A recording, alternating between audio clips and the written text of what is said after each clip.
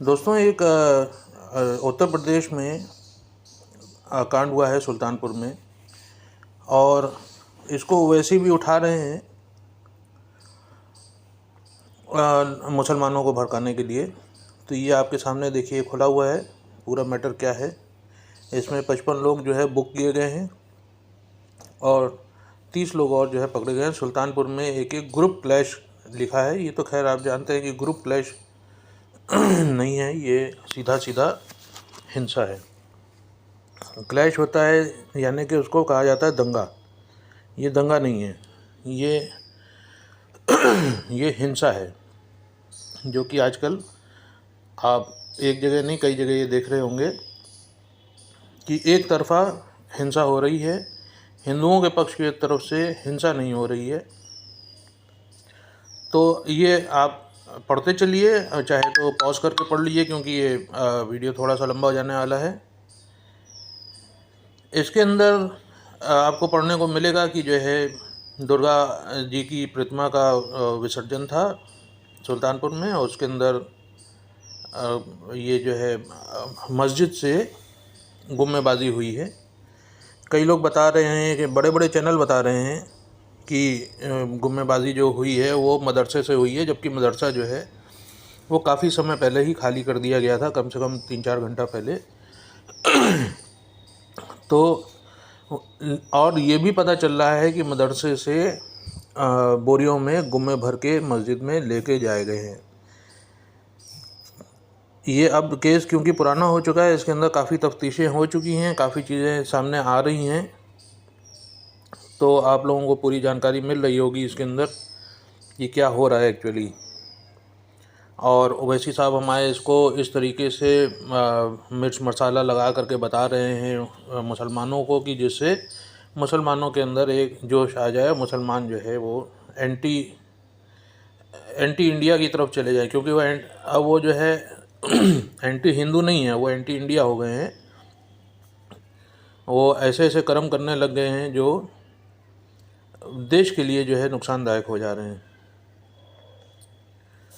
तो इसमें आपने देखा कि जो है ये पकड़े गए हैं लोग, और उनको जो है अटेम्प्ट टू मर्डर और ये सब चीज़ों में अंदर उनको रजिस्टर किया गया है आईपीसी के तहत, और इनसे रिकवरी के लिए भी जो है वो तैयारी हो रही है। ये भी पता चल रहा है कि जो मदरसा है वो गिराया जाएगा, क्योंकि वो नाले की ज़मीन के ऊपर बना हुआ है और पीछे उसने मंदिर की ज़मीन को भी घेरा हुआ है। तो सीसीटीवी की जो फुटेज आई है या वीडियो क्लिप जो आए हैं उसके इंसिडेंट पे इन्होंने जो है 55 लोगों को जो है धरा है, 55 लोगों को रजिस्टर किया, आइडेंटिफाई किया है, और 30 लोग जो है अरेस्ट भी हो गए हैं। और अब इस समय की जो न्यूज़ है उसके अंदर मेरे ख्याल से सारे के सारे ही अरेस्ट हो चुके हैं। इसमें जो प्रिंसिपल है और मौलवी है मदरसे का वो भी जो है नामजद हैं। The officer said that the statements of the local resident present at the spot would also be recorded। ठीक है, ये रिकॉर्ड हो चुका है। ये न्यूज़ मैं आपको जो दे रहा हूँ ये 10-11 तारीख की न्यूज़ दे रहा हूँ, और आज तारीख हो रही है 15। तो काफ़ी स्टडी के बाद मैं आपको पूरी खबर बता रहा हूँ। ठीक है, अब हम लोग आते हैं कि उलेमा जो है ये गए हैं कॉप्स के पास, पुलिस के पास, कि आप लोग जो है वन साइडेड एक्शन जो है ले रहे हैं। इस बारे में एक बड़े चैनल ने एक वीडियो भी सर्कुलेट किया है कि जिसके अंदर एक पुलिस वाला कह रहा है कि जिन्होंने ये दुस्साहस किया है, इस बात को आप नोट कीजिएगा, जिन्होंने भी ये दुस्साहस किया, उसने किसी का भी नाम नहीं लिया है, उसने ये लिखा है कि उसने ये कहा है कि जिन्होंने भी ये दुस्साहस किया है मैं उनको चुन चुन के मारूंगा। तो ओवैसी साहब कह रहे हैं ये बदमाशों वाली जो है भाषा है, फिल्मी भाषा है, पुलिस वालों को इस तरीके की भाषा का प्रयोग नहीं करना चाहिए। तो पुलिस वाले किस तरीके की भाषा का प्रयोग करते हैं तो हर आम शहरी जानता ही है जब वो पकड़ में आते हैं। अभी तो ऑन कैमरा तो जो भी कहेंगे सो कहेंगे, लेकिन अदरवाइज़ तो आप जानते ही हैं कि पुलिस वालों की क्या भाषा होती है। तो उन्होंने कोई पुलिस वालों की भाषा से बढ़ के बात नहीं की है। जो पुलिस वाले जिस तरीके से भाषा में बात करते हैं उसी भाषा में ही उन्होंने बात कही है। और इसी वीडियो को लेकर के उत्तर प्रदेश पुलिस भी जो है वो बैकफुट के ऊपर है, कि हमारे यार साथी ने एक इस तरीके का बयान दे दिया जिसकी वजह से हम लोगों को काफ़ी तकलीफ़ हो रही है, हम लोग उसका जवाब नहीं दे पा रहे हैं। तो यूपी पुलिस से मैं यही जो है निवेदन करना चाहूँगा कि बिल्कुल उनको बैकफुट में आने की ज़रूरत नहीं है। उनके साथी ने कोई भी ऐसा बयान नहीं दिया है जिसकी वजह से उत्तर प्रदेश पुलिस की महिमा को जो है कोई नुकसान हो। उन्होंने यही कहा है कि जिन्होंने भी दुस्साहस किया है, तो भाई पुलिस का काम क्या है? दोषी को सज़ा देना ही तो उसका काम है, दोषी को बुक करना ही उसका काम है। तो अगर उन्होंने ये कहा है कि भाई जिन्होंने दुस्साहस किया है उनको मैं चुन चुन के मारूंगा, उनके घर बुलडोजर से गिरवा दूंगा, ये सब बातें उन्होंने कही हैं, तो एक इससे मतलब यूपी पुलिस के लिए मैं ये मैसेज भेज रहा हूँ कि उनको सबसे पहले तो ये जो बैकफुट पे हैं उनको ये जो भी उनसे ये सवाल कर रहे हैं उनसे ये जवाब उनको देना चाहिए कि पुलिस इस तरीके की अगर हरकत नहीं करेगी तो मामला शांत भी नहीं हो पाएगा। जैसा कि अभी आपने देखा कि वहाँ राजा सिंह के मामले में उन्होंने ऐसे गंदे गंदे बयान दिए हैं कांग्रेस के जो नेता हैं और जो AIMIM के जो नेता हैं उन्होंने ऐसे गंदे गंदे बयान दिए हैं। और जब उनको टीवी पे क्वेश्चन किया गया तो उन्होंने कहा भाई मॉब को पैसिफाई करने के लिए इस तरीके की भाषा का प्रयोग किया जाना बहुत ज़रूरी होता है। तो आप करो तो वाह वाह, हम करें तो नाना, ये चीज़ें नहीं चल सकती हैं। आप अपने वहाँ अगर ऐसा कुछ होता है तो आप कहते हो कि मॉब को पैसिफाई करने के लिए हम लोगों को ऐसे जालिम शब्द बोलने पड़ते हैं। तो यहाँ पे अगर इन्होंने कोई जालिम शब्द कहा है तो आपके पेट में दर्द क्यों हो रहा है? मैं अपने जितने पुलिस के महकमे के लोग हैं उनको कहना चाहूँगा कि बिल्कुल भी बैकफुट पे ना आए, उनको बैकफुट पे आने की कोई ज़रूरत नहीं है। उनके साथी ने कोई भी ऐसा गलत बयान नहीं दिया है। अब आगे आते हैं कि यहाँ पे जो उलेमा का एक वो है बॉडी है 10-15 मौलानाओं की, ये जा करके वहाँ पे पुलिस वालों से मिली हैं और इन्होंने कहा है कि आप लोग जो एक्शन ले रहे हैं वो एक तरफ का एक्शन ले रहे हैं। अब इसके अंदर एक भाई आज जिन्होंने दुस्साहस किया है, साफ साफ मैं आपको बता रहा हूँ, जिन्होंने दुस्साहस किया, अब हिंदुओं ने तो कोई दुस्साहस किया नहीं है। आपको इसके साथ मैं पहले की रिपोर्ट दे रहा हूँ कि इसके साथ जो है अभी मिलादुन नबी जो होता है प्रोग्राम, उसके अंदर भी इन्होंने प्रोसेशन निकाला था, मंदिर के सामने से निकाला था, नवरात में निकाला था। किसी हिंदू ने तो कोई पत्थर नहीं मारा, न कोई कीचड़ फेंका, न कोई ऐसी चीज़ फेंकी जिससे उनके प्रोसेशन को नुकसान हो। तो एक कंकड़ तक के भी नहीं मारा गया और इन लोगों की तरफ से इतना बड़ा काम कर दिया गया है। तो ये दुस्साहस ही तो कहा जाएगा। तो दुस्साहस किन्होंने किया है? मुसलमानों ने किया है। तो ये जितने इमाम और ये सब गए हैं वहाँ पे, ये भाई बचाने के लिए तो जाएंगे ही, इनके समुदाय के लोग हैं उनको बचाने के लिए जाएंगे ही जाएंगे, लेकिन ये 100% इसके अंदर क्लियर कट हो रहा है कि ये दुस्साहस मुसलमान पक्ष की तरफ से किया गया है।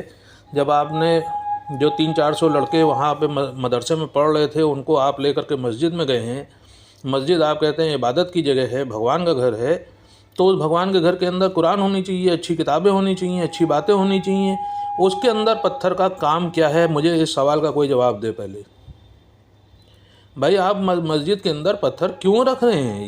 ये कोई पहला वाक़या नहीं है। इस तरीके के कई बार मस्जिदों से, मदरसों से पत्थर गुम्मे चलने की वारदातें होती चली आ रही हैं, लगातार हो रही हैं। ये मतलब बिल्कुल आप थोड़ा ही 2-4 पन्ने हिस्ट्री के पलटेंगे, आपको देखिए दिखता चला जाएगा कि किस तरीके से हिंदुओं की यात्राओं के ऊपर ये पत्थरबाजी हुई है। इससे पहले हनुमान जयंती में भी हुई है दिल्ली में।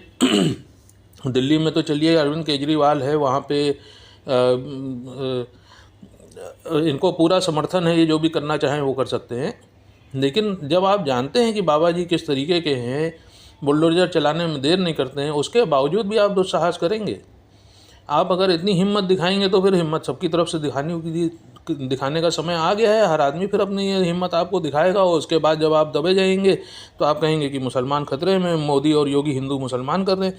तो असली हिंदू मुसलमान कौन कर रहा है इसके अंदर? जैसे आपने दिल्ली में देखा कि हनुमान जयंती के ऊपर मुसलमान औरतों ने भी पत्थर चलाए हैं। सेम टू सेम फार्मूला यहाँ पे भी यूज़ हुआ है कि यहाँ पे भी जो है घरों की छतों से महिलाओं ने पत्थर चलाए हैं। जो पत्थर आगे नीचे गिर रहे हैं केवल हिंदू पक्ष ने वही पत्थर उठा करके वापस अगर फेंका भी होगा तो मैं कहता हूँ तो वही फेंका है, जिसकी वजह से 2-4 खिड़कियाँ वगैरह हमें टूटी हुई दिखी हैं। तो ये कोई पत्थर ले करके माता के प्रोसेशन में नहीं लेके गया है। और कहानी ये है कि जो वहाँ पे यहाँ पे जैसे दुर्गा पूजा जो है वो एक फला दिन होती है, यहाँ सुल्तानपुर में जो दुर्गा पूजा है वो 2-1 दिन रुक करके होती है। वहाँ पर उनका उनका सेलिब्रेशन का तरीका ये है कि हर घर की, जैसे महाराष्ट्र में होता है कि छोटे छोटे गणपति रखे जाते हैं, तो ऐसे ही वहाँ पे भी कई माताएं रखी जाती हैं। तो वहाँ पे ये जो एक ख़ास मंदिर है मदरसे के पीछे वाला, यहाँ पर ये सब अपनी मूर्तियाँ लेकर के आए थे। वहाँ के पुजारी जो हैं वो वहाँ पे हर मूर्ति की जो पूजा करके उसको आगे बढ़ाते जा रहे थे। तो ये छोटी छोटी मूर्तियाँ एक चौराहे के ऊपर मस्जिद से पहले इकट्ठा हो गई थी। वहाँ पे जश्न हो रहा था, डीजे चल रहा था। तो जो ये बताया जा रहा है कि नमाज का वक्त था, तो नमाज का वक्त बिल्कुल नहीं था, ये सरासर झूठ है। और छोटी छोटी मूर्तियाँ इकट्ठी होती जा रही थी और उन्होंने कहा कि भाई डीजे अपना बंद कीजिए, आप यहाँ पे न बजाइए।